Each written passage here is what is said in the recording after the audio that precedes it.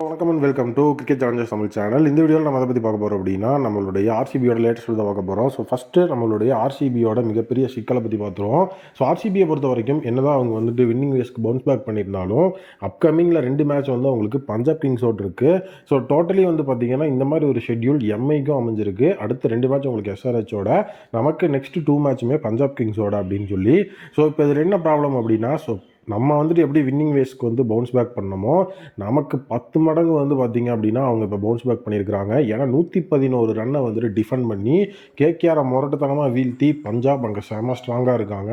So அவங்களுடைய சைடில் வந்துட்டு ஃப்ரம் பேட்டிங்லேருந்து பவுலிங் வரைக்கும் எல்லாமே வந்துட்டு ரொம்ப ஸ்ட்ராங்காக வச்சுருக்காங்க. பிரணேஷ் ஆரியா ஓப்பனிங்கில் ஆரம்பித்து கீழே லாஸ்ட்டாக முடிக்கிற சகல் வரைக்குமே பார்த்திங்கன்னா இப்போ ஃபார்முக்கு வந்துட்டார். ஸோ அதுவும் வந்து ஆர்சிபிக்கு எகென்ஸ்டான மேட்சுக்கு முன்னாடி சகல் ஃபார்முக்கு வர்றது அப்படிங்கிறது ஸோ உண்மையாகவே வந்து பார்த்திங்க அப்படின்னா அது ஒரு பெரிய விஷயம், ஒரு பெரிய த்ரெட்டாகவே இருக்குது. ஸோ டோட்டலி சஹல் வந்துட்டு இப்போ வரைக்குமே ஒரு அவுட் ஆஃப் டச்சில் தான் இருந்தார். பட் ஆனால் வந்து பார்த்திங்கன்னா கேகேஆருக்கு எகென்ஸ்டான மேட்ச்சில் 4 விக்கெட் ஆல் அப்படிங்கிறத எடுத்து எக்கனாமிக்கலாகவும் பவுல் பண்ணி மாஸ் காட்டிட்டார் சஹல். ஸோ உண்மையாகவே வந்து பார்த்திங்க அப்படின்னா இது ஒரு பெரிய சைன் தான். நம்மளுடைய ஆர்சிபி இந்த இடத்துல அவங்களுடைய ப்ராக்டிஸை வலுப்படுத்தணும் அப்படிங்கிறதுக்கு. ஸோ பஞ்சாபை வீழ்த்தவே முடியாது அப்படின்னா நம்ம சொல்ல போகிறதில்ல.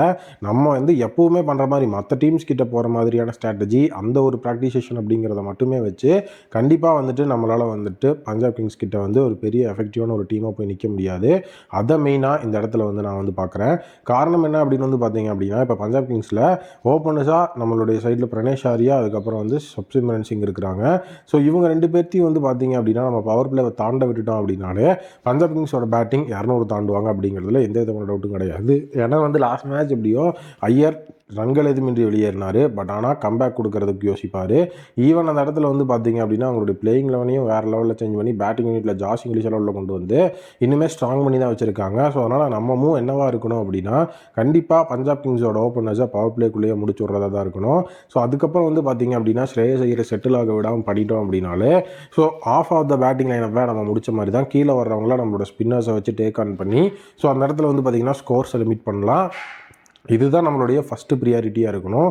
ஸோ அதனால் வந்து பார்த்திங்க அப்படின்னா ஸோ இப்போது அவங்களுடைய சைடு வந்து பார்த்திங்கன்னா புவி, யாஷ் தயால், ஹேசல்வுட் இவங்க 3 பேர்த்தையும் மிகப்பெரிய லெவலில் வந்து ஒரு விகரஸ் ட்ரைனிங்கில் வச்சுருக்காங்க. ஏன்னா இவங்க 3 பேர் தான் பவர் பிளேயில் ஓவர் கட் பண்ணுவாங்க. ஸோ கண்டிப்பாக வந்துட்டு அந்த பவர் பிளேக்குள்ளேயே அவங்க 2 பேர்த்தையும் எடுக்கணும் அப்படின்னா ஸோ கண்டிப்பாக வந்து பார்த்திங்கன்னா இது ரொம்ப குரூஷியலாக இருக்கும். ஸோ புவி வர்சஸ் பிரயாஷ் ஆரியா அப்படிங்கிறது ஒரு பெரிய மேட்சப்பாக இருக்கும் அப்படின்னு நான் சொல்லுவேன். ஏன்னா வந்து புவி வந்து நல்ல ஒரு எக்ஸ்பீரியன்ஸான பேசர். ஏன்னா லாஸ்ட் மேட்ச்சே வந்துட்டு செமையான ஒரு பெர்ஃபார்மன்ஸாக ஆரம்பித்த நம்மளுடைய பிரணேஷ் ஆரியாவை ஹர்ஷித் ராணா ஒரு ஸ்லோவர் பால் மூலியமாக வந்து பார்த்திங்கன்னா எடுத்திருப்பார். ஸோ டோட்டலி வந்து பார்த்திங்கன்னா ரொம்ப சூப்பரான ஒரு விஷயம் செட் பண்ணி எடுத்தார் அப்படின்னு சொல்லணும். ஸோ அதனால் வந்து நம்ம கொஞ்சம் டாக்டிக்கலாக யோசித்தோம் அப்படின்னா கண்டிப்பாக அது கரெக்டாக இருக்கும்.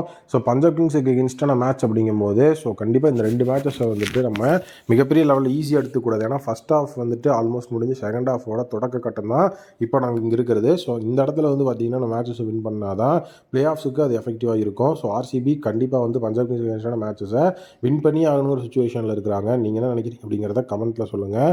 கண்டிப்பாக இந்த வீடியோ உங்களுக்கு பிடிச்சி நம்புறேன். வீடியோ பிடிச்சிருந்தா மறக்காம சேனல் சப்ஸ்கிரைப் பண்ணி பக்கத்துக்கு பெல் ஐகானை பிரஸ் பண்ணி வச்சுக்கோங்க. மீண்டும் ஒரு புதிய வீடியோ மீட் பண்ணுறேன். Thank you, take care and bye bye.